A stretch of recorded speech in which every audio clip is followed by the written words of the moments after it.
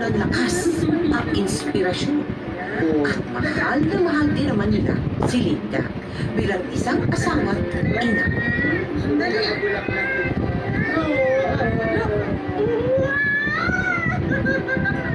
Sa baba kayo na isa.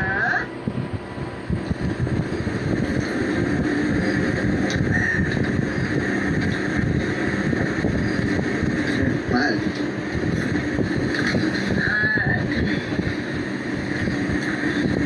Alam mo, pinausap ako kanina ni Ate Remy.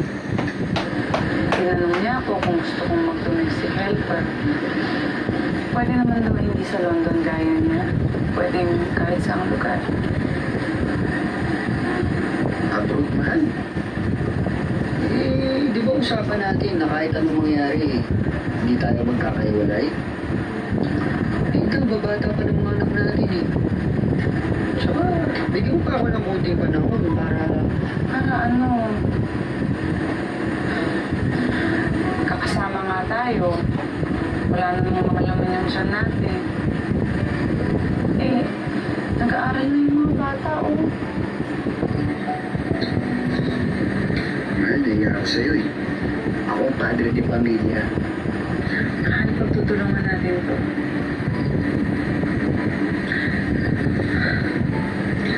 Kailangan lang talaga natin magtrabaho.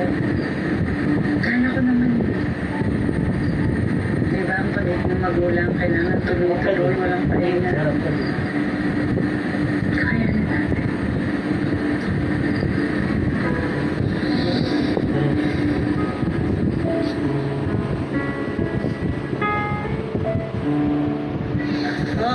Sabi ko sa'yo, bagay sa'yo yung ganyang gupit. Talaga? Bilib na ako sa'yo talaga pumili. Talagang kaya nakikinig ako lagi sa mga payo mo, di ba? O, di ba? Tsaka best friend kita. Best friend na, auntie pa. Pero, pwede pa ako naman na magpayo sa'yo ngayon. Kasi, tama naman si Chang Remy eh. Siguro mas mainam kung mag-a-upload ka. Kasi total, para makuha niyo na yung lupa ninyo, tsaka para makapag-ipon ka na rin. Palaki na yung baka.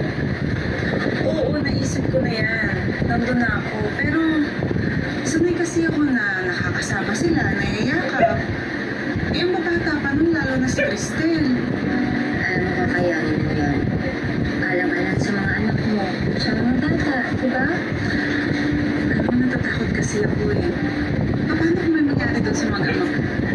Eh, anong klaseng asawa at ina naman ako nun pag nagkataon? Wala mo masama sa mga anak mo. Dahil nando sa asawa mo.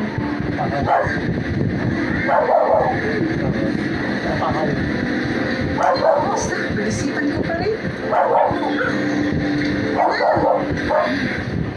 Sa tulong at paggabay ng kanyang ate Remy, labagman sa kalooban ni Linda, lumuwas siya ng Manila at itinuloy ang pag-a-apply ng trabaho sa agro.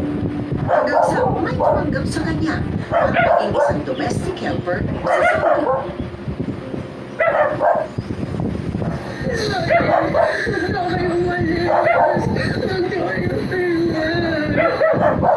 Wala po. Wala po. Dito po kayo. Para naman to sa inyo eh. Huwag ka mag-alala. Sandali lang doon si nanay. Tsaka natawag ko palagi. Basta, magpapakape.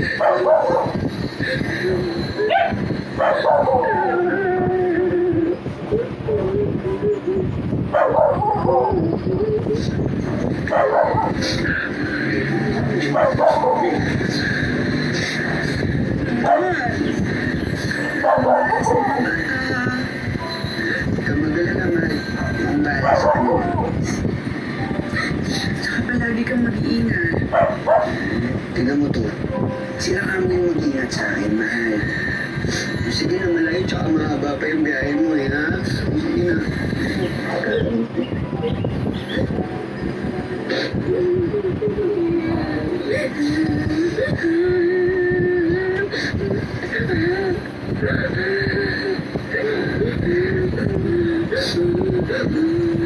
na, nanay. Sige na, sige na. eh.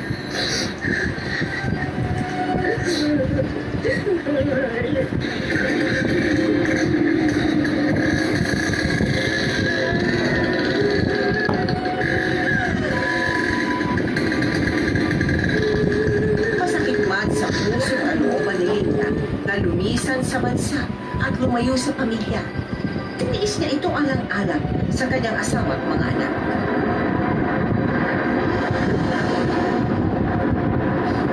Linda, kailan ka nagsimulang mag-OFW? Since 2001, Saan ka nag-destino bilang DH ka noon? Saan ka nag-destino? Saudi na. Saudi.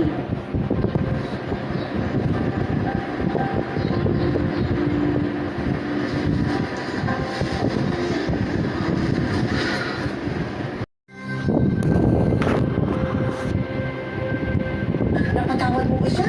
Ayun po, na-realize ko rin na kailangan ko rin magpatawad. Kasi kahit na tatay ko pa rin siya. At paano naman siya humingi ng tawad sa'yo? Sabi niya po, pag pinagsisisihan niya na lahat ng nagawa niya sa akin. Kasi ako naranasan niya yung buhay kulungan. Inalo po siya doon. Yung mga alam ko, pag-rape. Naranasan niya daw yun? Opo. Kaya sabi niya po, pinagsisisihan niya na daw po yung ginawa niya sa akin. Yuki, may anak ka na rin ngayon, may asawa ka na rin. Opo. Ano ang iyong maia-advise doon sa mga babaeng nakakaranas ng sexual abuse? Ang may advice ko lang po, huwag silang matakot na magsumbong sa nakakatanda or lumapit sa may katungkulan na inaabuso o sinasaktan sila ng kung sino man ang tatay man nila or ng sino mga ibang tao. Huwag silang matakot. Dapat magkaroon sila ng lakas ng loob para makapagsumbong. Meron ka ba bang nasa loobin mo na hindi mo nasabi sa kanya na gusto mo parating sa kanya? Sana magbago ka na kahit dyan nakakulong ka. Kahit na nakakulong ka, naalala ka pa rin namin. Kaya sana magbago ka na. Mahal na mahal ka pa rin namin. Naku, napaka-lawak ng iyong pangunawaan niyo para makapagbigay ka ng ganong uri ng pagpapatawad sa iyong ama.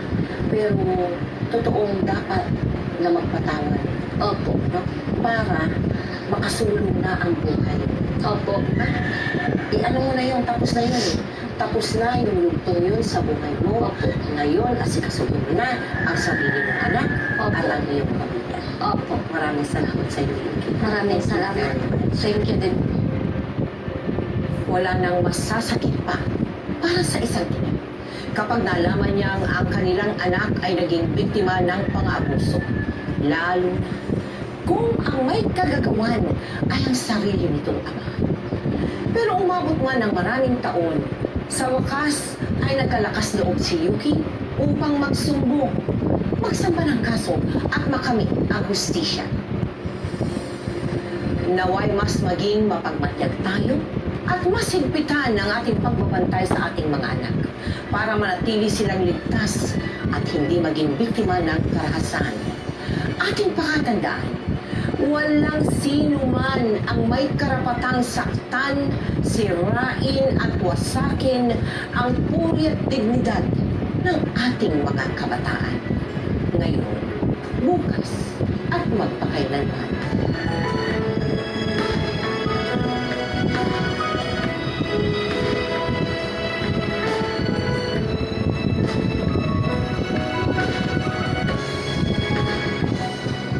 Dito ang isumasin. Dito.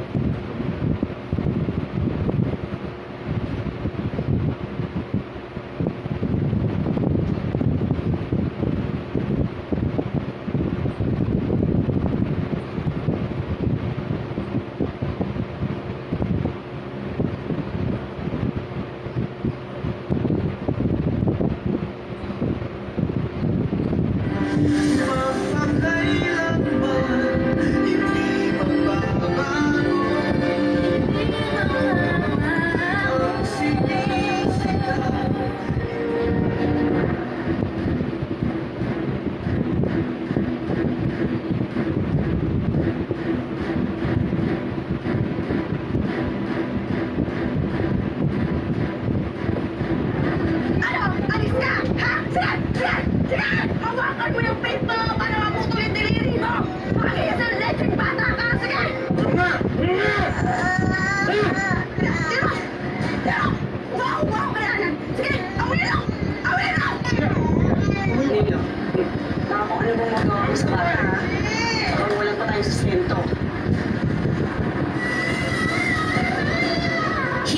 Nagpaliwanag ang pighati ng OFW na si Erlinda Kagalitan nang ilibing ang 2 taong gulang na anak na si John Earl.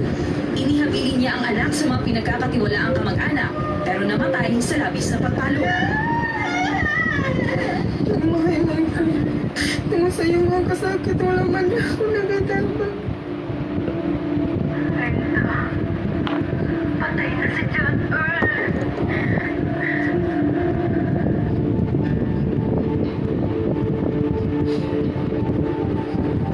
Ayon sa Philippine Statistics Authority as of September 2015, may kumulang 2.4 million Filipinos ang kumakayod sa iba't ibang bansa para buhayin ang kani-kanilang pamilya. Karamihan sa kanilang mga ina na napipilitang iwan ang kanilang mga kawawang anak. Taon ang binibilang bago nila ito muling nakakapiling.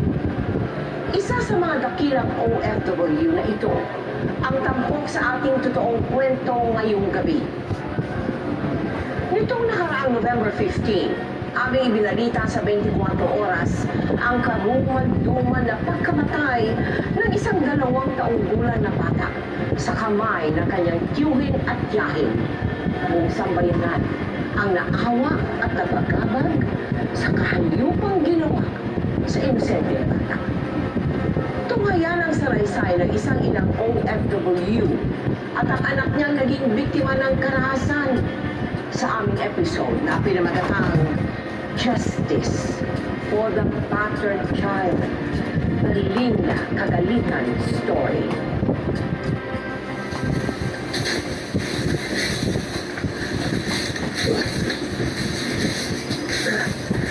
Insan, tuloy mo yung plano mo. Ay na nga, iniisip ko Insan eh. Kaya lang paano si Linda at mga bata? Naldo! Dennis! Oh, kain na! Kaya Insan, tama, gutom na ako. Ayun na, mga baby ko. Hello. Ano kayo dyan? Kain na. Papa. Nagawa ka nito sa... Naldo, yung tuition ni Mark, kailangan na nating bayaran. Tapos, yung gatas ni Cristel, tapos na. Alam mo lang, malaki ang gastos habang lumalaki ng mga bata. Insan, tuloy mo na. Naman eh. Kasi mahal, naisip ko, ibenta na lang natin kung lupang minana natin. Hindi na tayo pwede umasa dito eh. Ikaw na rin nagsabi, lumalaki na yung gastusin ng mga bata. Isip ko magne-negosyo na lang ako. Negosyo? Eh, wala naman tayong alam sa negosyo eh. Pero hayaan mo, magtatanong-tanong ako. Bakit hindi kayo magpautang? Kapag nabita na yung lupa, malaki higit tayo sa interes.